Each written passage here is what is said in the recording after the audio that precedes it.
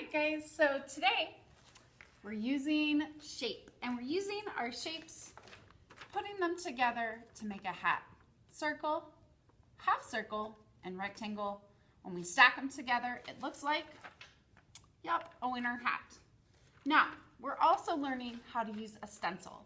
So we are not drawing on our stencils. We are not cutting our stencils. We are using our stencils as a template to trace.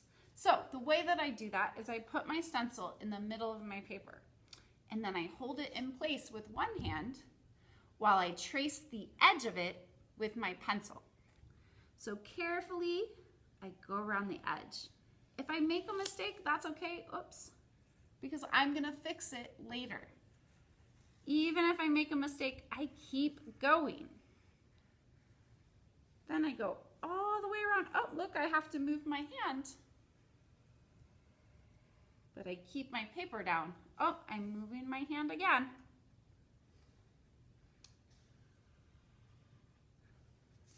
All right.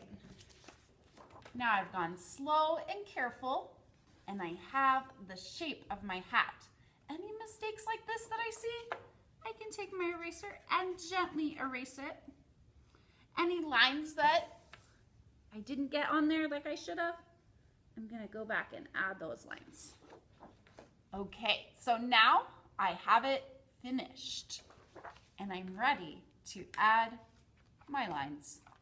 So I'm gonna think back, way back when I was working with my best friend Larry and learning how to make different types of lines, and I'm gonna use that again and make lots of different types of lines on my hat. So I know that one type of line that I used way back when was a zigzag. I know that another type of line that we talked about was a dash or broken line. I'm thinking, what other lines could I do? I can look around me for ideas. I can remember what lines I drew when we did our Larry project. I can even get inspiration from my table members. Oh, I'm gonna do a loop-de line because I remembered I did that on my last Larry project. I'm gonna show you what it looks like when we get our lines done. Okay, so I have lots of different types of lines on my winter hat. I'm also gonna add lines with my white. So in between some of the lines that I did, I'm gonna also add lines in with white. Now I won't see them yet, but I know that when I paint next class, I will get to see those lines. And that's always kind of fun. So now I have lines in white, which you can't really see, and my lines in black. Next, I'm gonna cut it out.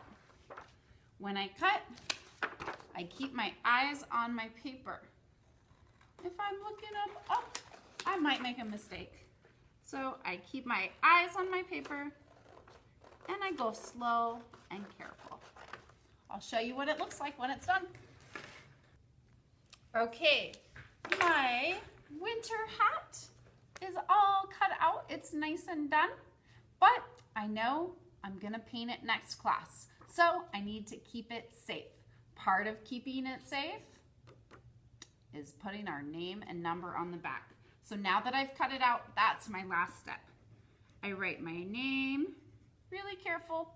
I look in the middle of my table or above my head, and I write my number.